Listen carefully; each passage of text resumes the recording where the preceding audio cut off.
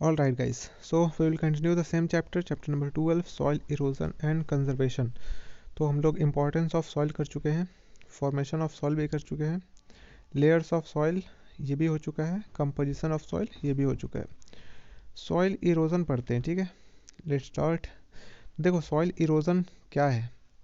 तो the process of carrying away of the top layer of the soil by wind, water and some other agent is called soil erosion. मतलब कि process जिससे जो ऊपर वाला top layer है वो बह जाए, कैरी अवे मतलब बह जाए, ठीक है. किसके किसके जरिए? तो soil by wind, by water, ठीक है, या फिर कोई अदर एजेंट, ठीक है, एजेंट बोलते हैं उसके माध्यम से, ठीक है. अगर टॉप सॉइल जो है अर्थ का वो बहा ले जाए तो उसको क्या बोलेंगे? Soil erosion. जैसे कि ये जो टॉप सॉइल है, अगर पानी इसको बहा ले जाए या फिर कोई विंड इसको बाहर ले जाए, ठीक है, ऊपर वाला पार्ट को बाहर ले जाए, तो इसी को बोलेंगे सॉइल इरोजन. इरोजन का मतलब उखड़ना, ठीक है, खराब होना. तो देखो ये पेड़ है, ये रूट्स इसको होल्ड करके रखा हुआ है ना. तो कितना ट्री एक इम्पॉर्टेंट है, ट्री इम्पॉर्टेंट है किस चीज़ के लिए? कि जो सॉइल है, टॉप सॉइल खासकर है, उसको होल्ड करके रखता है, उसको बाइंड करके रखता है, बाइंड या होल्ड करके रखता है, ठीक है. और इसी लेयर में तुम्हारा जो है फर्टिलिटी रहता है. मतलब कि जो पेड़ जो रूट्स है, देखो यहाँ पे ये जो जितना मिनरल्स खाना वगैरह अपना जो इंतज़ाम करते हैं ना, इसी से मिनरल्स इसको मिलता है, ठीक है. तो बहुत इंपॉर्टेंट हो जाता है. तो क्या है? Dust storm and running down of water with speed removes the fertile top soil. Dust storm, ठीक, आंधी तूफान हो गया या तेज़ बहता पानी हो गया, ये क्या करता है? रिमूव कर देता है, फर्टाइल टॉप सॉइल को रिमूव कर देता है. इसी को क्या बोलते हैं? सॉइल इरोजन, है ना.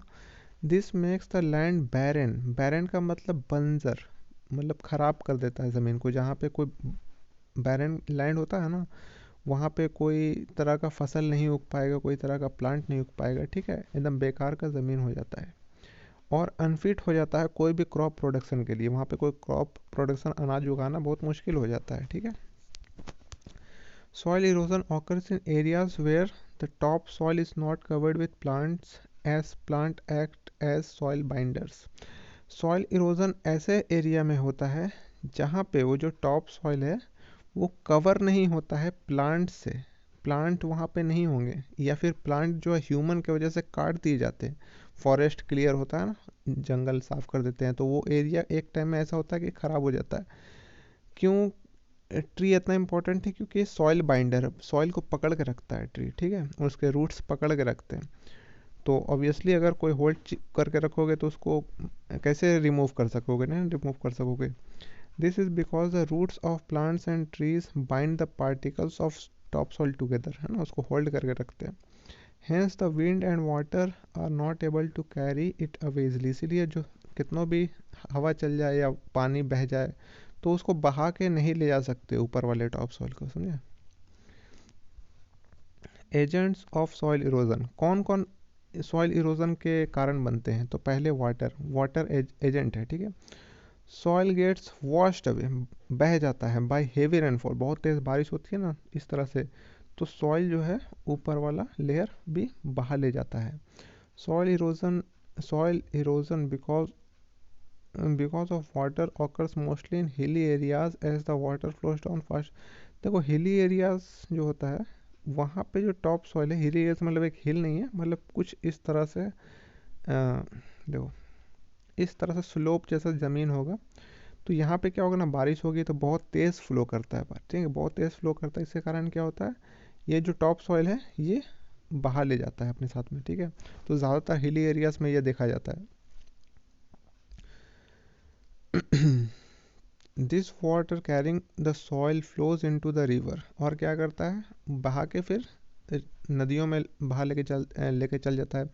The flow of the river slows down in the plains. Plains मतलब जो प्लेन लैंड होता है ना, है ना, समतल जिसका ज़मीन होता है, तो क्या होता है, बहाव जो नदी का है वो स्लो होता है. यहाँ पे हिल्स एरिया में फास्ट होता है और प्लेन में क्या होता है, स्लो होता है. तो उसके कारण क्या होता है, ये जो यहाँ का जो सॉइल है यहाँ पे मुश्किल से ये वॉश होता है, ठीक है, ये वॉश नहीं होता। Hence the soil carried by them settles down at the bottom of the rivers. If this deposition of soil continues for years, it can cause river to change their course. देखो, top soil बाहर लेके चल गया और फिर नदियों में जाके डिपॉजिट हो गया, मतलब जमते गया। तो जैसे जैसे जम रहा है, जैसे जैसे जम रहा, तो क्या होगा, इसका नदी का जो बहाव है या फिर अपना रास्ता चेंज करने लगेगा, ठीक है, वो अपना रास्ता चेंज करने लगेगा, क्योंकि ये अब जो फ्लो कर रहा है उसमें तो पूरा नीचे जो है सॉइल है जमने लग गया है, ठीक है। तो इसके कारण क्या होता है, वो अपना कोर्स जो है चेंज करने लगता है, रास्ता अपना चेंज करने लगता है। इसके कारण क्या होता है, this can cause huge loss of life and property, ठीक है। इसके कारण क्या होगा, मान लो नदी बह रहा है इस तरह से, ठीक है, और ये अपने साथ में जो टॉप सॉइल है ये बहा के लेके आ गया, साल हो गया, बहुत साल हो गया, इस तरह बहते बहते क्या होगा, ये जो पानी है ओवरफ्लो करेगा, अब बाहर निकलने लगेगा। अब मान लो बाहर निकल के ये नदी इस तरफ आ गई और यहाँ पे जो है सेटलमेंट्स है, मतलब यहाँ लोग रहते हैं इस तरह से, तो पानी जब यहाँ फैलने लगेगा तो क्या होगा, जो लोग रहते हैं यहाँ पे पानी भरने लगेगा और यहाँ पे सेटलमेंट्स खराब कर देगा, ठीक है। तो बहुत प्रॉब्लम होता है इसके कारण, ओके। तो cause huge life and property, बाढ़ जो आता है ना, बहुत देखो बाढ़ का आने का क्या वजह है, बाढ़ जो आता है तो रिवर ओवरफ्लो करता है, रिवर जो है ओवरफ्लो करता है, और जो जहाँ पे लोग रहने लगते हैं, रोड वगैरह में पानी भर जाता है, घर में पानी भर जाता है, तो क्या होता है, जान चला जाता है, जो प्रॉपर्टी है वो, जो घर बना है वो ख़राब हो जाता है, ठीक है। तो ये लॉस होता है, ठीक है। फॉर एग्ज़ाम्पल हुआंग हो river in China, Kosi river in Bihar हो सकता है, हुआंग हो को शायद येलो रिवर बोलते हैं चाइना में, ठीक है। कोसी रिवर जो शोक की नदी बोलते हैं बिहार में, ये सब बाढ़ आता है इसके, तो क्यों क्यों आ रहा है, तो वहाँ पे जो है ये जो डिपोजिशन है वो बढ़ते जा रहा है, ठीक है। विंड दूसरा एजेंट है सॉइल इरोजन का। Soil erosion due to wind is the highest in dry areas, जो सूखे एरियाज होते हैं ना, वहाँ पे ये सॉइल इरोजन विंड के कारण बहुत ज़्यादा होता है। Where there is less vegetation मतलब जहाँ पेड़ पौधे ये सब जो बहुत कम होते हैं, ठीक है, जो अनाज वगैरह बहुत कम वहाँ पर उगाए जाते हैं, उसको क्या बोलते हैं, less vegetation area.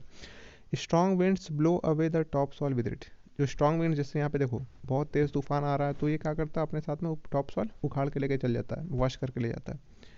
This reduces the soil fertility as new plants cannot grow in the left over soil. और हम बताए थे कि टॉप सॉइल में ही जो ह्यूमस होता है, टॉप सॉइल में फर्टिलिटी होता है, तो यही अगर बहा के लेके चल गया तो पेड़ पौधे अपना जो खाना है, भोजन कहाँ से बनाएंगे, ये सॉइल तो बेकार है ना नीचे वाला।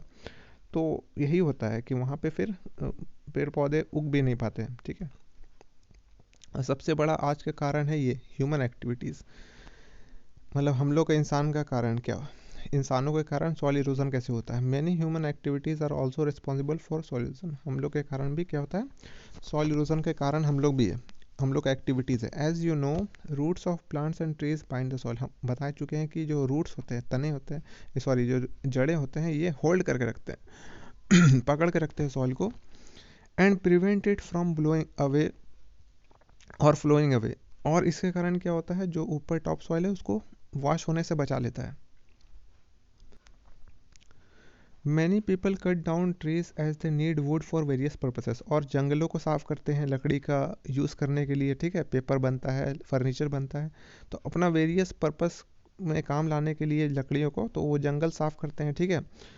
The cutting down of trees on large scale is called deforestation, और जब पेड़ों को देखो, यहाँ पे दो टर्म आ गए, डिफॉरेस्टेशन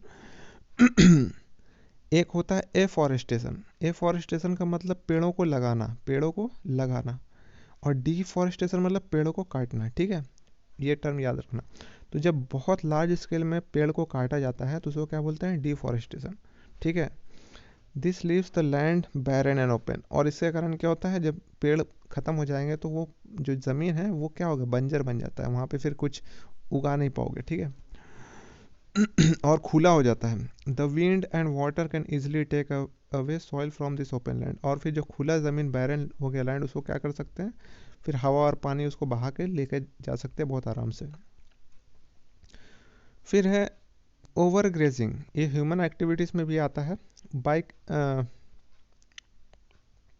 बाई काइटल, देखो जानवर क्या है, जानवर जो है, जानवर को खाना चाहिए, ठीक है। जो पालतू जानवर जैसे गाय हो, भेड़ बकरी, तो ये सबको क्या चाहिए, चाहिए ना भोजन, तो क्या खाते हैं, घास फूस खाते हैं।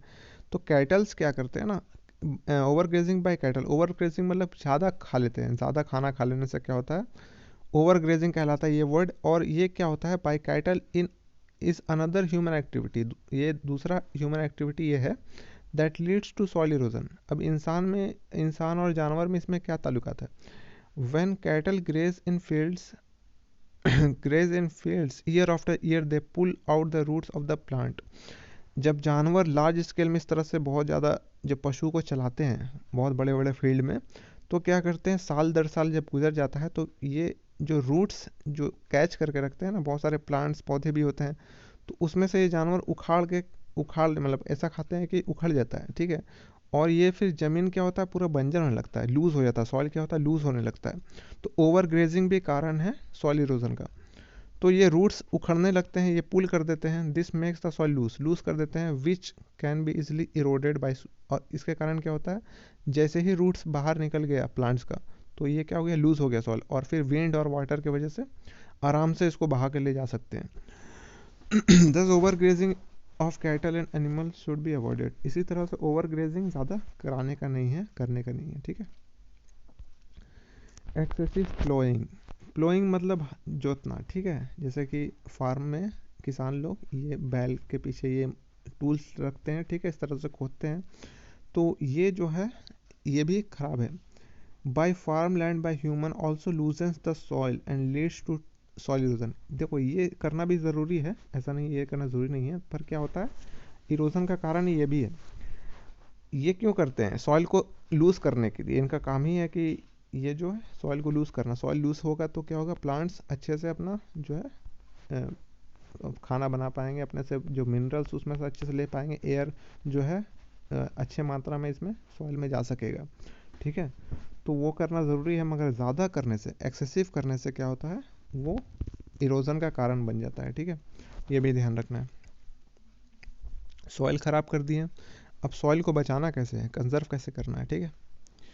We know that soil is an important natural resource and all life forms are directly or indirectly dependent on it. हम जानते हैं कि सॉइल बहुत इंपॉर्टेंट है, नेचुरल रिसोर्स है, और किसी भी तरह डायरेक्ट हो या इनडायरेक्ट हो, ये हम लोग डिपेंडेंट है सॉइल पर, ठीक है, लाइफ हम लोग का जो भी है। Moreover it takes millions of years for the formation of soil, और लाखों लाख मिलियन साल लगते हैं सॉइल बनने के लिए। हम बताए थे, शुरू में पढ़े थे कि चट्टान होते हैं, चट्टान फिर ठंडा गर्मी बरसात, इसको वेदरिंग बोलते हैं, इसके कारण छोटे छोटे पीस में टूटता है, टूटने के कारण पानी हवा के चलते ये इस तरह से वॉश होता है, नदी में मिलता है, बहते बहते फिर छोटा छोटा ग्रेवल्स बनता है, फिर लास्ट में इस सैंड का रूप में लेता है, ठीक है, उसके बाद फिर मिट्टियों में मिल जाता है। तो इस तरह से बहुत लंबा प्रोसेस है, ठीक है। तो मिलियंस ऑफ ईयर्स लगते हैं इसको बनने में। Hence we need to protect, इसीलिए हम लोग को इसे बचाना चाहिए, किससे, तो वॉश होने से, ब्लो होने से, ठीक है। The protection of soil against soil erosion is called soil conservation. और हम लोग अगर सॉइल इरोजन से होने से बचाते हैं, ठीक है, तो उसी को क्या बोलते हैं, soil conservation, okay. Soil erosion can be prevented by following veg. कैसे इसको बचा पाते, कैसे इसको प्रिवेंट कर सकते हैं। एफॉरेस्टेशन, क्या बताएं हम, एफॉरेस्टेशन, इससे पहले क्या पढ़े थे, डिफॉरेस्टेशन। डिफॉरेस्टेशन मतलब पेड़ों का कटना, एफॉरेस्टेशन मतलब पेड़ों का लगना, ठीक है, या लगाना। Planting of trees in large numbers, बहुत ज़्यादा संख्या में पेड़ों को लगाना बंजर ज़मीनों में या फिर अच्छे ज़मीनों में, इसको क्या बोलते हैं, afforestation. The speed of wind और flow of water can not be control by human beings. जो पानी का रफ्तार होता है जब बारिश होती है वगैरह होता है, या फिर हवा का जो रफ्तार होता है, ये ह्यूमंस कंट्रोल नहीं कर सकते, ओके, ये ह्यूमंस का बस का बात नहीं है। मगर but the soil erosion cause due to them can be prevented by planting motives. मगर उनसे जो सॉइल इरोजन होता है विंड और वाटर से, तो उसको हम प्रिवेंट कर सकते हैं ट्रीज़ को प्लांट करके, ज़्यादा से ज़्यादा ट्री को प्लांट करके। This is because the roots of the plants and trees hold the soil tightly. अब बार बार बता रहे हैं कि जो रूट्स हैं वो सॉइल को टाइटली होल्ड करके रखते हैं और इससे इरोजन को रिड्यूस किया जा सकता है। Also they make the soil more fertile by adding humus to it. और उससे क्या होता है, पेड़ जब लगाओगे तो पेड़ कभी मरता है कभी गिरता है अपने आप, ठीक है, उसमें से पत्ते झड़ते हैं तो मिट्टी में मिलते हैं ना, तो उससे क्या होता है, फर्टिलिटी बढ़ता है। ओके, और जब पेड़ लगते हैं तो पूरा इकोसिस्टम तैयार होता है, जानवर लोग रहने लगते हैं, बहुत सारा प्रोसेस होने लगता है, ठीक है। ग्रोइंग प्लांट्स एंड ग्रास, पौधों को लगाना, पेड़ तो लगाएं, पौधे लगाना भी ज़रूरी है, घास भी लगाना ज़रूरी है, मतलब घास का उगना भी बहुत ज़रूरी है लैंड में। आफ्टर क्रॉप हार्वेस्टिंग, जब किसान जो है क्रॉप हार्वेस्ट कर लेते हैं, जब उगा के उसको कटाई कर लेते हैं, तो the land should not be left barren. तो उस जो ज़मीन जो कटाई हो गया है, जो फसल उगा के काट लेते हैं किसान, उसके बाद फिर खाते हैं या बेचते हैं, तो वो जो ज़मीन खाली पड़ गया थोड़ा दिन के लिए, उसको इस तरह छोड़ने का नहीं है। ड्यूरिंग दिस टाइम ग्रास और some other plants can be grown to bind the soil. उस वक्त जब खाली है, जब उसमें कोई अनाज नहीं उगा रहा है, तो उस टाइम घास उगा लेना चाहिए, ठीक है, ताकि सॉइल पार्टिकल्स होल्ड अपने आप में एक करके रखे, ठीक है। This helps in preventing soil erosion, ताकि सॉइल इरोजन से बच पाए। Growing bushes and trees along the edges of farmland act as wind barriers.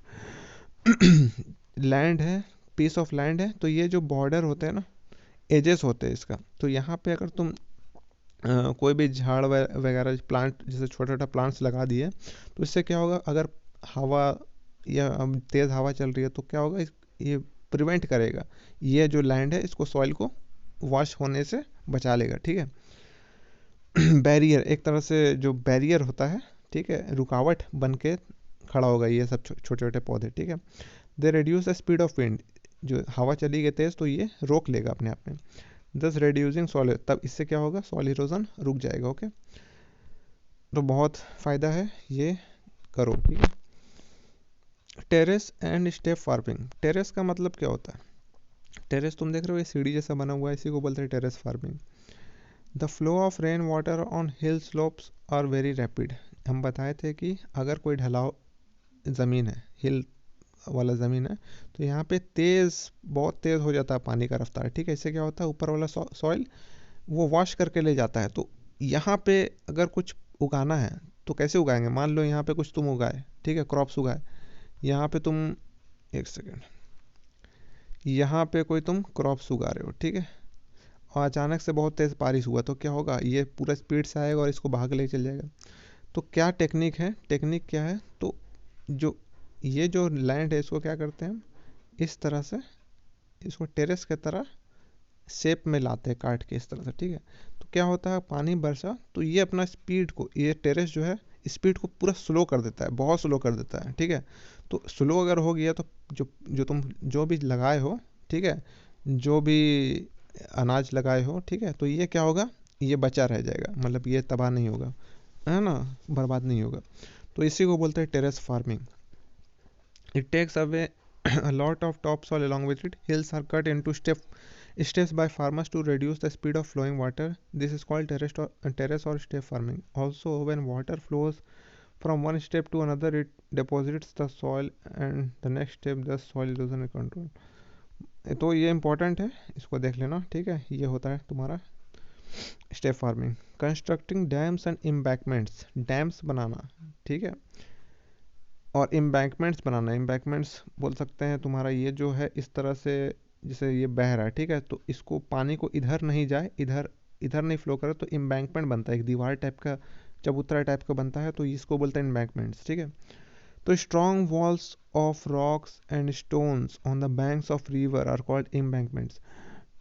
Suppose ये नदी बह रहा है, ठीक है, तो नदी बह रहा है और इधर तुम्हारा मान लो घर है, ओके, इधर घर है, तो क्या होगा ना, कभी जब बहुत तेज़ बारिश होगी तो ओवरफ्लो कर जाएगा पानी, क्या करेगा, ओवरफ्लो कर जाएगा और तुम्हारे घर में पानी भर जाएगा और घर तुम्हें बर्बाद हो जाएगा, फसल है तो फसल बर्बाद हो जाएगा, पशु जो पाल के रखे हो तो पशु भी मर सकता है, ठीक है। तो इसको क्या करना है, ये पानी नहीं आए तो इसको क्या करते हैं, हम बड़े बड़े दीवार क्रिएट कर देते हैं रॉक से, ठीक है, दीवार बना देते हैं, ठीक है, दोनों तरफ या फिर एक तरफ जिधर भी पानी ना आ सके, तो ये दीवार क्या करेगा, ये पानी को रोक के रखेगा, ठीक है। तो इसी को बोलते हैं embankments. When a river overflows during rains, जब बारिश होती है, बारिश के टाइम में बारिश होती है तो क्या होता है, ओवरफ्लो कर जाता है ना, बाढ़, इसी के कारण, इसी को बोलते हैं बाढ़। इट कॉजेज डिस्ट्रक्शन, बहुत तबाही मचाता है। टू द क्रॉप्स, जो अनाज उगाया है वो खराब कर देता है ना, फील्ड में घुस जाता है पानी। To check the flow of water, embankments and dams are built along the river banks. और इसी इसी से क्या हम लोग डैम भी बनाते हैं ताकि पानी को कंट्रोल कर सके, है ना, चेक कर सके। This prevent soil from being washed away, और इससे इससे भी क्या होता है, हम लोग सॉइल इरोजन को रोक सकते हैं। Okay, so this was the video. Stay tuned for the next chapter. Till then, God bless you all.